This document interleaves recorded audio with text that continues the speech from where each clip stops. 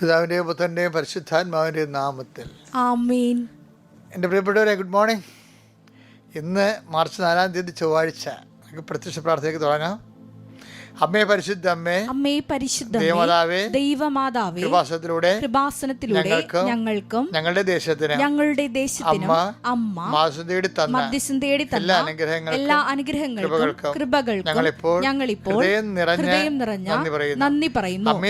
അമ്മേ പരിശുദ്ധ ദൈവമാതാവേ, 2004 ഡിസംബർ 7 തീയതി ഉച്ചകഴിഞ്ഞ് 2:30 കൃപാസനത്തിൽ സംഭവിച്ച അമ്മയുടെ പ്രത്യക്ഷപ്പെടലിനെ കുറിച്ച് തിരുസഭയ്ക്ക് സമർപ്പിച്ചിരിക്കുന്ന പഠനരേഖകളുടെ മേൽ സഭാത്മകമായ പഠനങ്ങൾ ആരംഭിക്കുവാൻ ഞങ്ങൾ താഴ്മയോടെ പ്രാർത്ഥിക്കുന്നു. അമ്മേ പരിശുദ്ധ ഭൂസ്വർലോകങ്ങളുടെ രാജ്ഞിയായ അങ്ങയ്ക്ക് ഭൗമ സംരക്ഷണത്തിനായി പ്രപഞ്ചപ്രകൃതിയെ തന്നെ തിരുസഭ പ്രതിഷ്ഠിക്കുവാൻ ഈ പ്രത്യക്ഷീകരണം വഴി ഇടയാക്കിയിടമേ.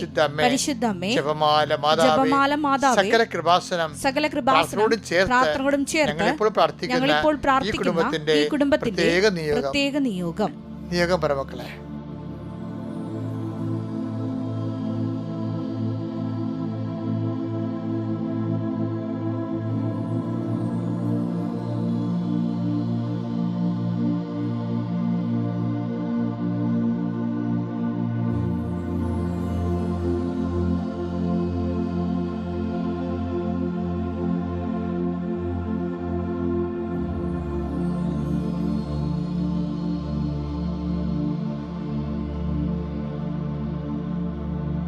അമ്മയുടെ പ്രത്യക്ഷീകരണത്തിന്റെ ഈ അനുഗ്രഹവേളയിൽ ഞങ്ങൾക്ക് സാധിച്ചു തരുവാൻ കനിയണമേ.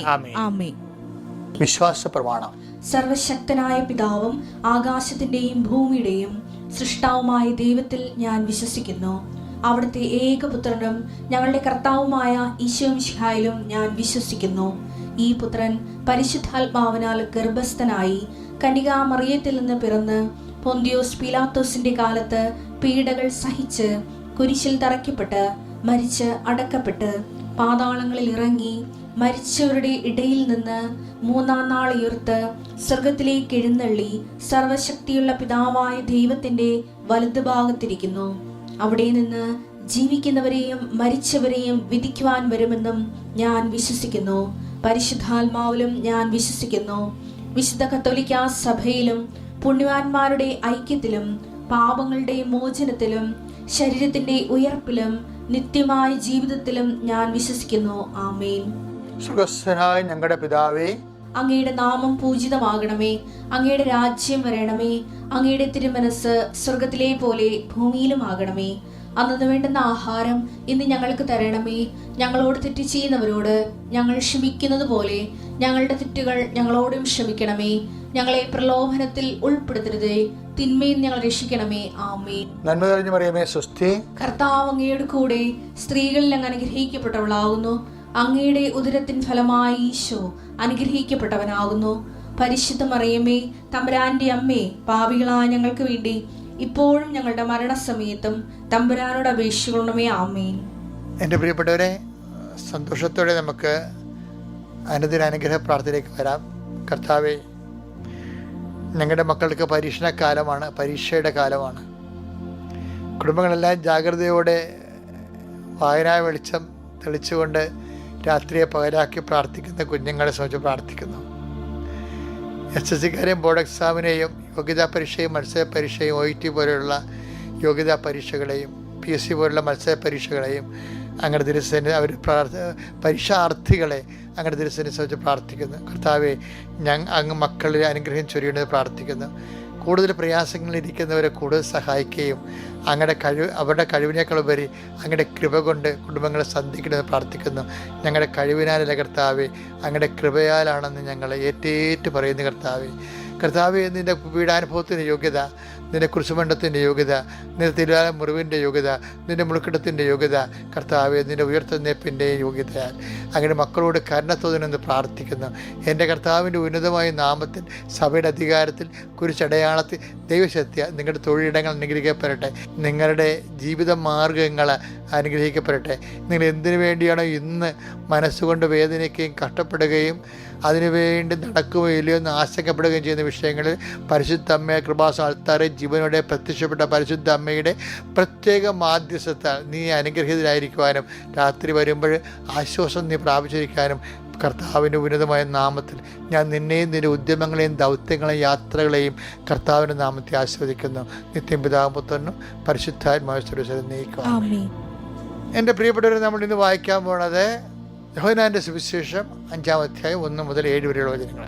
ഇതിന് ശേഷം യഹൂദരുടെ ഒരു തിരുനാളിന് യേശു ജെറുസലേമിലേക്ക് പോയി. ജെറുസലേമിൽ അജകവാടത്തിനടുത്ത് ഹെബ്രായ ഭാഷയിൽ ബെത്സദ എന്ന് വിളിക്കുന്ന ഒരു കുളമുണ്ടായിരുന്നു. അതിന് 5 മണ്ഡപങ്ങളുണ്ടായിരുന്നു. അവിടെ കുരുടരും മുടന്തരും തളർവാദക്കാരുമായ അനേകം രോഗികൾ കിടന്നിരുന്നു. 38 വർഷമായി രോഗിയായിരുന്ന ഒരുവൻ അവിടെ ഉണ്ടായിരുന്നു. അവൻ അവിടെ കിടക്കുന്നത് യേശു കണ്ടു. അവൻ വളരെ നാളായി കിടപ്പിലാണെന്നറിഞ്ഞ് യേശു ചോദിച്ചു, സുഖം പ്രാപിക്കാൻ നിനക്ക് ആഗ്രഹമുണ്ടോ?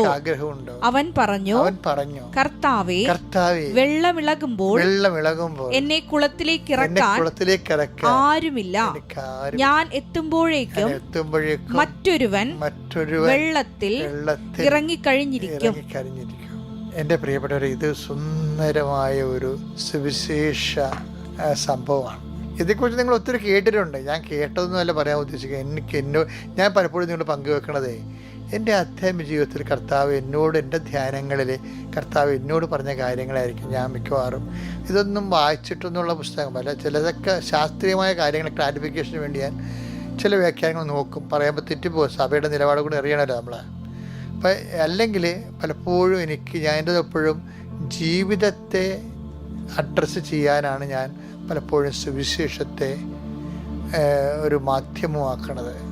കാര്യം അത് എക്സ്പീരിയൻഷ്യൽ ബിബ്ലിക്കൽ തിയോളജി അല്ല. ബൈബിൾ ദൈവശാസ്ത്രമാണ്, പക്ഷെ അത് ക്ലാസ് റൂമോ അക്കാഡമിക്കോ അല്ല എന്നതിനേക്കാൾ ഉപരി ജീവിതത്തോട് മല്ലിടുന്ന വ്യക്തികൾക്ക് ഒരു ഏലാം പാട്ട് പോലെയാണ് ഞാൻ ഉദ്ദേശിക്കുന്നത്. ചിലപ്പോൾ ഏലസോ എന്ന് പറയുമ്പോൾ നല്ല ഭാരമുള്ളതാണെങ്കിലും ആൾക്കാർ ഭാരവണ്ടികൾ തള്ളിക്കയറാൻ കണ്ടിട്ടില്ലേ? അപ്പം ജീവിതം തള്ളിക്കയറ്റി ഉന്തി ഉരുട്ടി കൊണ്ടുപോകുന്നതിനെ സംബന്ധിച്ചിടത്തോളം ഒരു ദൈവത്തിൻ്റെ സാന്നിധ്യത്തിൻ്റെ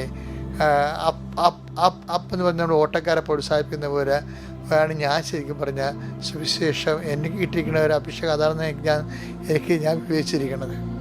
ഞാൻ ഇപ്പോൾ ഇത് പറയാൻ കാരണമേ, ഇപ്പം ഇയാൾ ഇത് കണ്ടില്ലേ, ഇയാളുടെ കിടപ്പ് കണ്ടില്ലേ? ഇയാളൊരു തലവാത രോഗിയാണ്. ബെസേദ കുളത്തിൽ, ഞാൻ ആ കുളത്തിൻ്റെ കാര്യം പോയതാണ്. അത് നമ്മുടെ നാട്ടിലെ കുളം പോലെ ഇങ്ങനെ ഇരിക്കുന്ന കുളമല്ല, അതിങ്ങനെ അറുത്ത് കുറച്ച് ടാങ്ക് പോലെ ഇരിക്കുന്ന കുളമാണ് അവർ കാണിക്കണത്. ബെസേദ കുളമാണെന്ന് പറഞ്ഞ് സ്പേസും സ്പോട്ടൊക്കെ ഏറെക്കുറെ കറക്റ്റാണ്.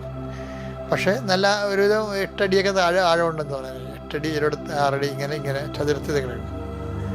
അപ്പം അവിടെയൊക്കെ എന്ന് വെച്ച് കഴിഞ്ഞാൽ ആൾക്കാർക്ക് ഈ തലവാര രോഗിക്ക് ഈ വെള്ളം ഇറങ്ങുമ്പോൾ ഇറക്കണമെന്നുണ്ടെങ്കിൽ സ്റ്റെപ്പ് ഉണ്ടാകും, പക്ഷെ ആരെങ്കിലും സഹായം വേണ്ടി വരും. അല്ലാതെ നമ്മുടെ കുളമൊന്ന് തീട്ടി നമുക്ക് ഒറ്റയ്ക്ക് ഇറങ്ങാൻ പറ്റും. ഇതങ്ങനെ ഇറങ്ങാൻ പറ്റത്തില്ല. ഇതിന് സ്റ്റെപ്സുകളുണ്ട് താഴേക്ക് സൈഡിൽ കൂടി. അതിനെ ആ ചെറിയ സ്റ്റെപ്പ് ആരെങ്കിലും സഹായിക്കണം. അപ്പോൾ എന്താ പ്രശ്നം വെച്ച് കഴിഞ്ഞാൽ ഈ മനുഷ്യൻ 38 കൊല്ലമായി. ദാറ്റ് മീൻസ് ഇയാൾ വന്ന സമയത്ത് ജനിച്ച പിള്ളേർക്കൊക്കെ ഇപ്പോൾ 38 വയസ്സുകൊണ്ട് നടത്താം. 30 വർഷങ്ങളായി. ഈ വർഷങ്ങളായിട്ടും ഈ മനുഷ്യൻ അവിടെ കിടക്കുകയാണ്. വർഷങ്ങളായിട്ട് ദൈവദൃശ്യത്തിൽ കിടക്കണ കുറേ മനുഷ്യരുണ്ട്. എന്ന് വെച്ചാൽ ഒരു മധ്യസ്ഥന്മാരും സഹായിക്കാതെ കിടക്കുന്ന ആൾക്കാരുണ്ട്. വർഷങ്ങളായിട്ട് ഒരേ വിഷയം തന്നെ. ചിലരെന്നെ പറയും, എൻ്റെ അച്ഛാ 75 കൊല്ലമായി ഈ പാകോടമ്പടിക്ക് വേണ്ടി എൻ്റെ അപ്പാപ്പ ശ്രമിച്ചു, എൻ്റെ അപ്പ ശ്രമിച്ചു. ഇപ്പം എൻ്റെ കാലത്ത് എൻ്റെ മരുമകൾ ആണ് കല്യാണം കഴിച്ച് വന്നപ്പോഴാണ് അവളാണ് എൻ്റെ പുറകെ തൂങ്ങിയിട്ട് ഇപ്പം പെട്ടെന്ന് ഉടമ്പടി എടുത്തപ്പോൾ നടന്നതെന്ന് പറയും. അപ്പോൾ ഞാൻ ഓർക്കുകയും ചില കാര്യങ്ങളിങ്ങനെ നീണ്ടുപോയേക്കാണ്. ആ മരുമകൾ പുതുതായിട്ട് വന്നതാണ് അവൾ. അപ്പോൾ അവൾക്കാണ് അവിടെ വിശ്വാസത്തോടു കൂടി അത് ആ ഉടമ്പടി ചെയ്തിട്ട് ഈ പാക ഉടമ്പടി ചെയ്യാൻ വേണ്ടി ദൈവത്തിൻ്റെ കരുണയെ ആശ്രയിച്ച് അത് വർക്കൗട്ടാക്കി എടുത്തിരിക്കണത്. ഇപ്പം ചില കാര്യങ്ങൾ ഇങ്ങനെ ലാഗ് ചെയ്യുന്ന കാര്യമാകാം, പക്ഷെ ലാഗ് ചെയ്ത കാര്യങ്ങളായാലും ഇപ്പം അതുകൊണ്ട് ഞാനിതെല്ലാം പിടിക്കണത്. ഇപ്പം 25 കൊല്ലം മക്കളിൽ എന്ന് പറഞ്ഞാലും ഞാൻ പറഞ്ഞ ഉടമ്പെടുത്ത് നമുക്ക് നോക്കാം എന്ന് പറയും. എന്താ കാര്യം? കർത്താവ് ഏത് അന്ത്യവിനാഴികയ്ക്കും ഇടപെടുന്ന സ്വഭാവമാണ്. 38ാമത്തെ കൊല്ലം അവൻ അവിടെ കിടക്കുന്നത്, നീ ഇതൊക്കെ കേൾക്കണം കേട്ടോ. ഇന്നത്തെ യാത്രയ്ക്ക് മുമ്പേ അവൻ അവിടെ കിടക്കുന്നത് അവൻ കണ്ടുവെന്നാണ്. പലരും കണ്ടു കാണുവേ, പല അണ്ണന്മാരും കാണേണ്ടവൻ കാണാതിരിക്കുന്നോളം കാലം വേറെ ആരും കണ്ടിട്ട് കാര്യമില്ല. കുറേ അണ്ണന്മാർ കണ്ടു, പഞ്ചായത്ത് മെമ്പർ കണ്ടു അല്ലേ, ചിലപ്പോൾ മന്ത്രിമാരുടെ കൂടെ പോയി കാണും, ചിലപ്പോൾ നിയമജ്ഞന്മാർ പോയി കാണും. ഒരാൾ കർത്താവിന് ഇഷ്ടമാണെങ്കിൽ പോണ ആൾക്കാരൊക്കെ പേര് പറയാനേ സമരക്കാരൊക്കെ അതേ പറയുന്നുണ്ട്. പുരുകുതം പോയി, ലവയാൻ പോയി എന്നൊക്കെ പറയണില്ലേ. അതുപോലെ ഇവൻ്റെ അടുത്ത് കൂടി പുരുകുതിൻ ലവയാനും അതുപോലെയുള്ള പല ആൾക്കാർ നിയമജ്ഞരും രാജാക്കന്മാരും ഭടന്മാരും ഒക്കെ പോയി കാണാം. ഒത്തിരി പേര് ഇവൻ്റെ കാഴ്ച കണ്ട് കാണും. പക്ഷേ കാണേണ്ടവൻ കാണണം. അതുകൊണ്ടാണ് ഞങ്ങൾക്ക് അവരുണ്ട് ഇയാൾ ആ ടൈപ്പായിരുന്നു, ഞങ്ങൾക്ക് അവരുണ്ട് ഇവരുണ്ട് എന്നൊക്കെ പറയാം. ചിലർ പറയല്ലേ മന്ത്രിയുടെ PA ആണ് എൻ്റെ അമ്മാവൻ്റെ മകൻ എന്നൊക്കെ പറയുന്നില്ലേ. ഞങ്ങൾക്ക് അവരുണ്ട് ഇവരുണ്ട് എന്നൊക്കെ പറയും. ഈ ഒത്തിരി വീമ്പിളൊക്കെ ആയിരിക്കണം നല്ല കേട്ടോ, ഹെൽത്തി. എന്താ അറിയാമോ, ആരും നമ്മളെ തക്ക സമയം സഹായിക്കത്തില്ല. ഇവർ പലരും ഉണ്ടെന്ന് വിചാരിച്ചുകൊണ്ട് നിങ്ങൾ കാണേണ്ടവനെ കാണിക്കത്തില്ല, ദൈവത്തിൽ ആശ്രയിക്കത്തില്ല. ഇയാളും പണ്ട് അങ്ങനെയായിരുന്നു. ഇയാൾക്ക് പല ആൾക്കാരുണ്ടായിരുന്നു. ഒത്തിരി പേര് ഇയാളെ വെള്ളം പിടിച്ചെടുക്കാൻ വേണ്ടി കുറേ ആൾക്കാരുണ്ടാവില്ല.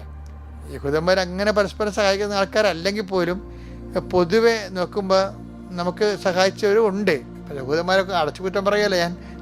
സമരക്കാരുടെ കാര്യത്തിൽ ഒത്തിരി പേരിങ്ങനെ നിരുത്തരവാദിത്തം കാണിക്കുന്നുണ്ടെങ്കിലും ഒരുത്തൻ്റെ വീട് പൊളിച്ച് 4 പേര് കൂടി കട്ടിലോടുകൂടി ഇറക്കുന്ന ആൾക്കാരില്ല. അതുപോലെ അങ്ങനെ കുറേ ആൾക്കാർ ഇയാൾക്കും പണ്ടുണ്ടായിരുന്നതാണ്. ഇപ്പം വെള്ളം റാഫേൽ മാലാഖയും ബെശേദക്കുളത്ത് ഇറങ്ങുമ്പോൾ കലക്കും. അപ്പോൾ പിടിച്ചു കിടത്താതെ ഇയാൾക്ക് നല്ല ആരോഗ്യമുണ്ടായ കാലത്ത് ആരോഗ്യമുള്ള ചെറുപ്പക്കാരൊക്കെ ഇയാളുടെ കൂടെ ഉണ്ടായതാണ്. ഇപ്പം ശരിയാക്കി തരാമെന്ന് പറഞ്ഞ് കുറേ ആൾക്കാർ ഇയാളുടെ കൂടെ ഉണ്ടായാണ്. ചിലപ്പോൾ ഭാര്യയും ഉണ്ടായില്ല. മിക്കവാറും ഡൈവേഴ്സ് ചെയ്ത് പോയി കാണും. മിക്കവാറും ഇത്രയും വർഷങ്ങളല്ലേ. തലവാതിലെ കൊണ്ട് ഇയാക്കളെ കൊണ്ട് പ്രത്യേകിച്ച് പ്രയോജനമൊന്നുമില്ലല്ലോ. അപ്പം അതുകൊണ്ട് അവരെ ചിലപ്പോൾ പോയി കാണും. മക്കളും ഉണ്ടായിക്കണേല. മക്കളും ഇയാൾ തറവാതിരമാണ്. തറവാതിര കൂടെ നിൽക്കാൻ പാടാണ് ഭയങ്കര. ഇയാളുടെ മലമൂത്രങ്ങളൊക്കെ ഇയാൾ ആരാണ് ഇതൊക്കെ നോക്കണത് ചെയ്തേ അറിയാം. കാര്യം തളർന്ന് കിടക്കുന്ന ആളല്ലേ. അപ്പോൾ ഇത് നിന്നെ ഇപ്പം ഭാര്യയ്ക്കും വേണ്ട, മക്കൾക്കും വേണ്ട, ഭർത്താവിനും വേണ്ട, നാട്ടുകാർക്കും വേണ്ട, കൊണ്ടുവന്നവർക്കും വേണ്ടെന്ന് പറഞ്ഞാലും നിന്നെ വേണ്ട ഒരാളുണ്ട്. അതാണ് പറയണത്. അവൻ അവിടെ കിടക്കണത് അവൻ കണ്ടു. 38 വർഷമായെന്ന് മനസ്സിലായത്. എന്തൊരു ഈശോനെ കാണുമ്പോഴേ വല്ലാണ്ടായിപ്പോയി നമ്മൾ. അത്രയ്ക്ക് സംഭവമാണ് പറയണേ. അവനവിടെ കിടക്കണം. ഇതാണ് കർത്താവ്. അതാണ് നമ്മുടെ വീട്ടിലൊക്കെ ഈ ഹൃദയമൊക്കെ ഇരിക്കുമ്പോഴേ, ഹൃദയത്തിൻ്റെ രൂപം നമ്മുടെ വീട്ടിലേക്ക് ഹൃദയത്തിൻ്റെ രൂപമില്ലാതെ ഒറ്റ വീടുണ്ടാകരുത്. അത് കാണുമ്പോൾ നമുക്ക് തോന്നണം. ഹൃദയത്തിന് പകരം വേറെ പല പരിപാടിയും കാണിക്കുന്നുണ്ട്. ഹൃദയത്തിനെ പോലെ പല പരിപാടിയും കാണിക്കും. അതല്ല, തിരുഹൃദയം നമ്മുടെ വിശ്വാസത്തിൻ്റെ എംബ്ലമാണത്. ആത്മബന്ധത്തിൻ്റെ ഒരു അടയാളമാണ് ദൈവമായിട്ടുള്ളത്. അപ്പോൾ പറഞ്ഞ് അവനവിടെ കിടക്കുന്നത് അവൻ കണ്ടു. അവനൊറ്റ ചോദ്യം ചോദിച്ചോളൂ, ഈ സിറ്റുവേഷനിലാണ് do you want to heal? നിനക്ക് സുഖം പ്രാപിക്കാൻ ആഗ്രഹമുണ്ടോ? അപ്പോൾ അയാൾ പറഞ്ഞ് എന്നെ സഹായിക്കാൻ ഒത്തിരി പേരൊക്കെ ഉണ്ടായിരുന്നു, ഒത്തിരി പേര് സഹായിക്കുമെന്ന് ഞാൻ പ്രതീക്ഷിച്ചിരുന്നു. ഇപ്പോഴാരുമില്ല. ചിലരെന്ത് പറയണമെന്ന് അറിയാമോ, ഇവിടുത്തെ പ്രശ്നം ഇവനെ സംബന്ധിച്ചിടത്തോളം ഇപ്പോഴാരുമില്ലെന്ന് പറയത്തില്ലേ, അതിനാണ് 10 മാർക്ക്. എന്താ കാര്യം വെച്ചാൽ നമ്മൾ ഗതി കെട്ടാൽ പോലും നമ്മൾ പറയത്തില്ല നമുക്ക് ആരും ഇല്ലെന്നുള്ളത് പറയത്തില്ല. അഹങ്കാരം ഉണ്ടേ, മനുഷ്യന് അഹങ്കാരം ഉണ്ടാവില്ല. ഇല്ല ഞാൻ നോക്കിക്കൊള്ളാം ആര്. അപ്പോൾ എന്ന് വെച്ച് കഴിഞ്ഞാൽ ആരുണ്ട്, ആര് സഹായിക്കും, ആര് നിൽക്കുമെന്നെ കുറിച്ച് നമുക്ക് അറിയില്ല. പക്ഷെ എന്നാലും നമുക്ക് നമ്മുടെ ഇടം മറ്റുള്ളവരെ അറിയിക്കാൻ നമുക്ക് ഭയങ്കര പ്രയാസമാണ്. പ്രത്യേകിച്ച് കുറച്ച് സ്റ്റെപ്പ് ജീവിക്കുന്ന ആൾക്കാർക്ക് അത് ഇത്തിരി പാടായിരിക്കും.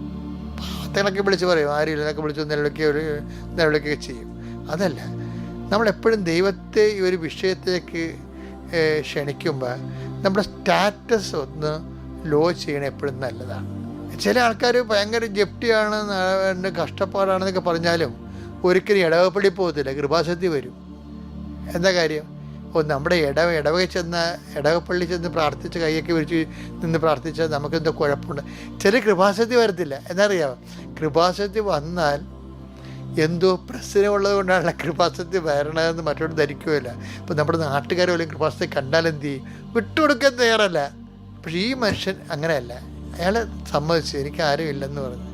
ഉള്ളതുപോലെ അംഗീകരിക്കണം. എന്നിട്ട് ദൈവദൃശ്യം അത് ഏറ്റു പറയണം. അപ്പോൾ ദൈവം ആരാണെന്ന് നീ അറിയും. കർത്താവ് അതിനെ അനുഗ്രഹിക്കട്ടെ. വിശ്രാമം. അത്യപൂർവ ദൈവാനുഭവങ്ങൾ ഇനി നിങ്ങൾക്കും സ്വന്തം. ഈ യൂട്യൂബ് ചാനൽ ഇതുവരെ സബ്സ്ക്രൈബ് ചെയ്തിട്ടില്ലെങ്കിൽ ഇപ്പോൾ തന്നെ സബ്സ്ക്രൈബ് ചെയ്യുക. ഈ വീഡിയോ ഇപ്പോൾ തന്നെ നിങ്ങളുടെ സുഹൃത്തുക്കൾക്ക് ഷെയർ ചെയ്തുകൊണ്ട് കർത്താവിൻ്റെ പ്രേക്ഷിതരാകുക.